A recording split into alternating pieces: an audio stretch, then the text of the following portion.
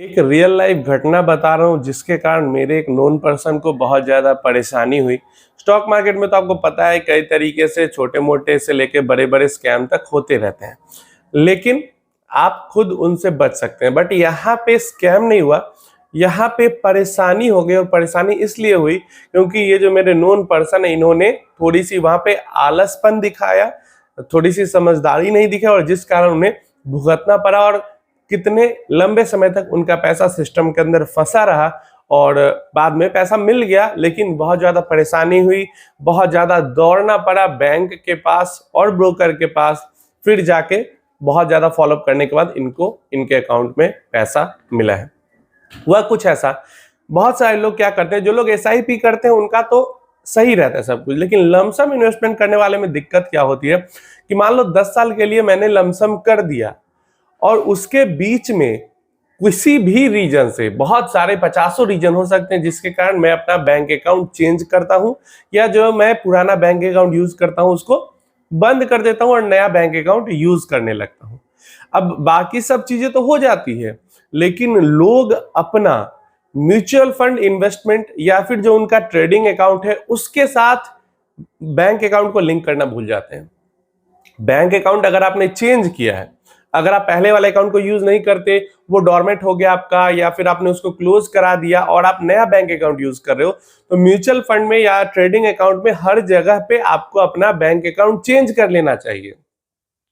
अगर नहीं चेंज करते हो तो कई सारे केसेस में क्या होगा कि आपका जो आप रिडेम्पशन का ऑर्डर डालोगे तो वहां से रिडेम्पशन का ऑर्डर प्रोसेस नहीं होगा, फेल हो जाएगा।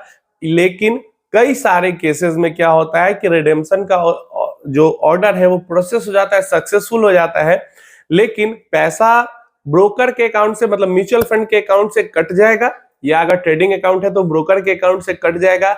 लेकिन पैसा क्योंकि अकाउंट बंद हो चुका है वहां पे नहीं पहुंचेगा।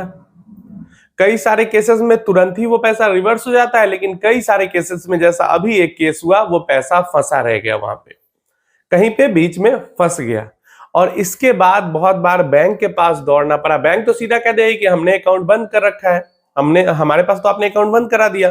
ब्रोकर कहेगी हमने तो पैसा भेज दिया। तो ऐसे में हर बार आपको सब जगह से फॉलो अप करना पड़ेगा, क्लियर करवाना होगा, फिर बैंक से आपको प्रूफ लेके भेजना पड़ेगा ब्रोकर के पास या म्यूचुअल फंड कंपनी के पास कि हाँ हमारा ये अकाउंट बंद हो चुका है, आप थोड़ा ट्रेस करने की पैसा को कोशिश करें। वो ट्रेस करेंगे तो उनको पता चल जाएगा कि पैसा कहाँ पे फंसा है, फिर वो वापस आ जाएगा।